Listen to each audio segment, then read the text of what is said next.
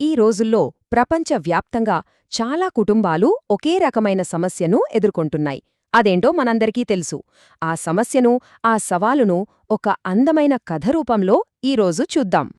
ఈ మొత్తం కథకు గుండెలాంటి ప్రశ్న ఇది. ఒక ఫ్యామిలీ మెంబర్స్ ఒకరికొకడు దూరంగా బతకాల్సొస్తే అసలు ఎంత దూరం వరకు ఓకే? ఏ దూరం దాటితే బంధం బలహీనపడిపోతుంది? ఇది మనలో చాలామందిని ఆలోచింపజేసే ప్రశ్న కదా. సరే, ఇక కథలోకి వెళ్దాం.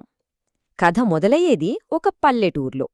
అక్కడ రాఘవరాజు, జానకి అనే పెద్దవాళ్లు తమ పాత ఇంట్లో నిశ్శబ్దంగా ఒంటరిగా బతుకుతూ ఉంటారు. వాళ్ల ఒంటరితనం, నిరాశ ఎంత తీవ్రంగా ఉన్నాయో చెప్పడానికి తండ్రి రాఘవరాజుగారు అనే ఒకే ఒక్క మాట చాలు. మన పిల్లలకంటే ఈ మొక్కలే నయం, అవి ఎప్పుడూ ఇక్కడే ఉంటాయి. చూడండి, ఆ మాటల్లో ఎంత బాధ ఉందో. ఇక్కడ మనం గమనిస్తే రెండు వేర్వేరు ప్రపంచాలు కనిపిస్తాయి. ఒకవైపు ఆ తల్లిదండ్రుల జీవితం, ఉమ్మడి కుటుంబం, పల్లెటూరి వాతావరణం, వ్యవసాయం, సంప్రదాయాలు. మరోవైపు చూస్తే వాళ్ల పిల్లల జీవితాలు.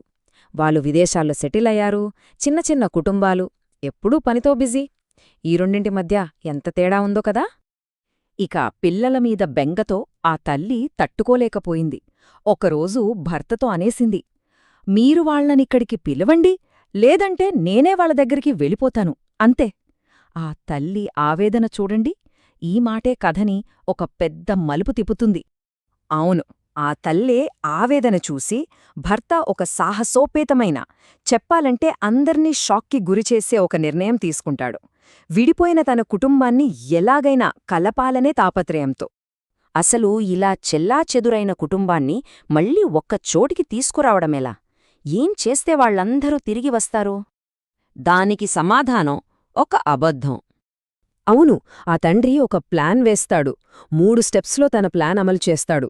మొదటిది, పిల్లలందరికీ ఒక షాకింగ్ ఈమెయిల్ పంపించడం. రెండోది, తాము విడాకులు తీసుకోబోతున్నామని చెప్పడం. ఇక మూడోది, ఈ విషయం మాట్లాడటానికి సంక్రాంతికి అందరూ ఖచ్చితంగా ఇంటికి రావాలని బలవంతం చేయడం.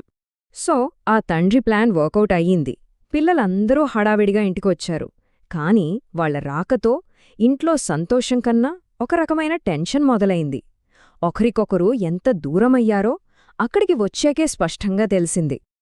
వాళ్ల మధ్య ఎంత గ్యాప్ వచ్చేసిందంటే చూడండి, ఒక మనవడికి గేదె పాలు వద్దు, ప్యాకెట్ పాలు కావాలంటాడు. మరో మనవరాలికైతే ఫేస్బుక్ అంటే ఏంటో కూడా తెలీదు.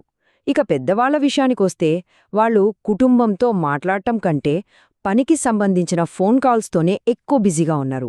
పల్లెటూరి జీవితంతో, సంప్రదాయాలతో వాళ్లకు సంబంధమే లేకుండా పోయింది. అయితే ఈ గందరగోళం మధ్యలోనే కొన్ని ఆశారేఖలు కూడా కనిపించాయి.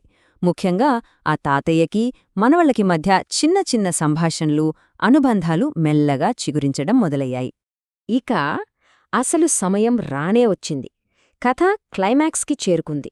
అందరూ ఎందుకు కలిశారో, ఆ కలయిక వెనుక ఉన్న అసలు కారణం ఏంటో బయటపడే సమయం, ఆ తండ్రి తన మనసులో మాట చెప్పే క్షణం వచ్చేసింది. అప్పుడు ఆ తండ్రి చెప్పడం మొదలుపెడతాడు. తన గుండెల్లోని బాధనంతా బయటపడతాడు. మీరందరూ పెరిగి పెద్దవాళ్లై జీవితంలో పైకొచ్చినప్పుడు మేం చాలా సంతోషించాం. కాని ఈరోజు మేం సంతోషంగా లేము. ఈ మాటతో పిల్లలందరూ షాకవుతారు. ఇంకా ఇలా అంటాడు, బతకడమంటే ప్రాణాలతో ఉండటం కాదు. జీవించకుండా, సంతోషం లేకుండా ప్రాణాలతో ఉండి ఏం లాభం? చూడండి, ఎంత లోతైన మాట ఇది. కుటుంబం పక్కన లేకపోతే అది బతకడం కాదు, కేవలం బతుకిడ్జడమే అంటున్నాడా తండ్రి. చివరిగా వాళ్లని సూటిగా ఒక ప్రశ్న అడుగుతాడు. మీకు జీతమిచ్చేవాళ్లకోసం మీకు టైముంటుంది, కాని మీకు జీవితాన్నిచ్చిన వాళ్లకోసం టైముండదా? ఈ ప్రశ్నతో పిల్లలకి తాము చేసిన తప్పేంటో పూర్తిగా అర్థమవుతుంది. అప్పుడు వాళ్లకు అర్థమైంది, ఆ అబద్ధం విడాకుల గురించి కాదు, అది వాళ్లను దగ్గర చేసుకోవాలనే ఒక తండ్రి నిస్సహాయమైన ఆర్తనాదమన్మాట.